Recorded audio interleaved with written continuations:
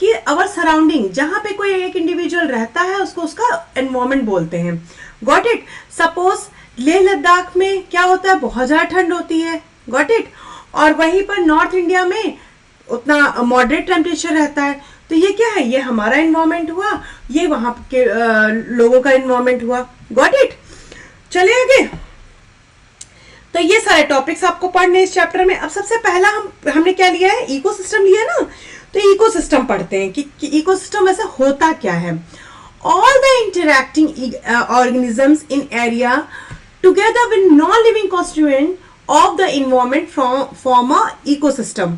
मतलब living things और non living things के बीच का जो इंटरेक्शन है that is known as ecosystem. ठीक है।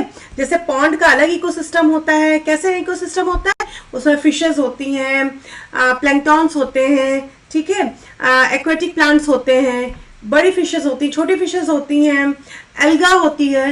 तो ये क्या है, उस पॉन्ड का एक इकोसिस्टम है। क्लियर है।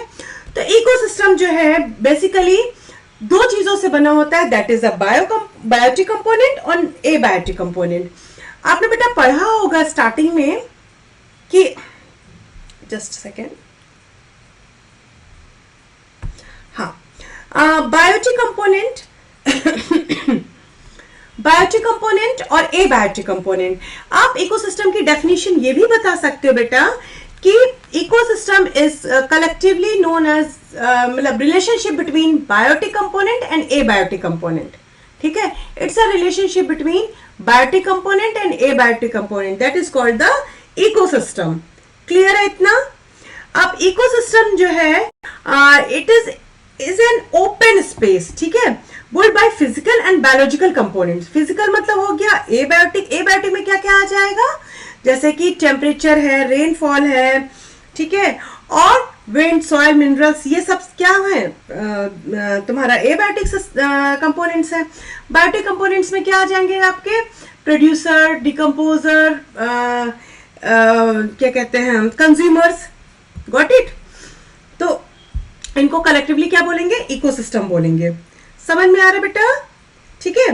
इकोसिस्टम का देखो पर्टिकुलर कोई साइज नहीं होता है। ठीक है। इकोसिस्टम में जो है एक लार्ज डेजर्ट का भी हो सकता है, एक छोटे से पॉन्ड का भी हो सकता है, एक ट्री का भी हो सकता है। ठीक है, मतलब एरिया बहुत वास्ट भी हो सकता है और एक बहुत छोटा एरिया भी हो सकता है। तो it's depend. Got it.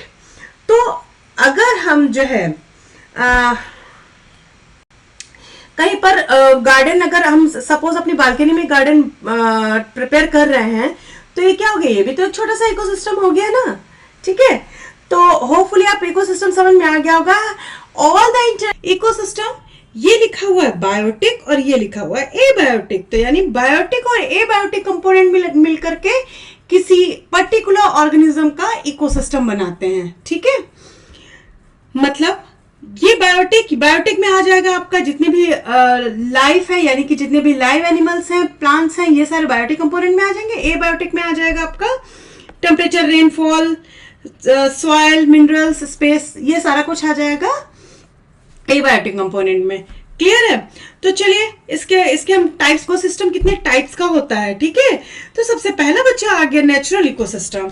Natural ecosystem as you know very well कि जो हमारे नेचर की तरफ से इकोसिस्टम प्रोवाइडेड है, यानी मैन मेड नहीं है, ह्यूमन मेड नहीं है।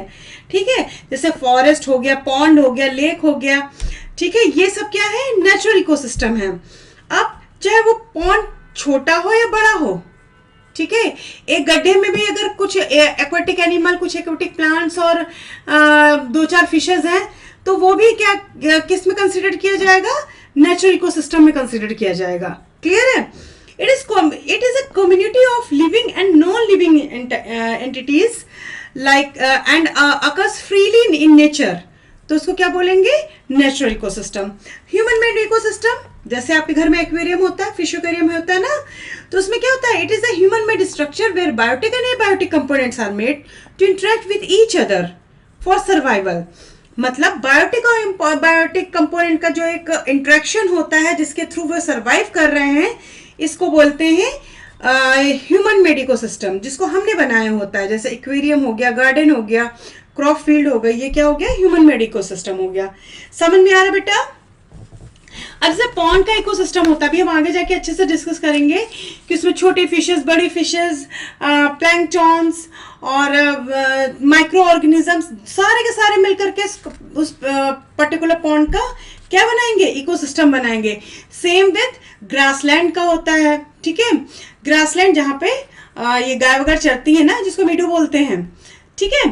और डेजर्ट का भी ऐसा ही होता है, माउंटेन्स का होता है। तो सबका जो है एक इकोसिस्टम होता है, जो नेचर की तरफ से प्रोवाइडेड है वो नेचुरल इकोसिस्टम हो गया, जो ह्यूमन मेड है उसको क्या बोलेंगे बेबी, उसको बोलेंगे आर्टिफिशियल इकोसिस्टम, जो ह्यूमन बीइंग ने बनाया हुआ है।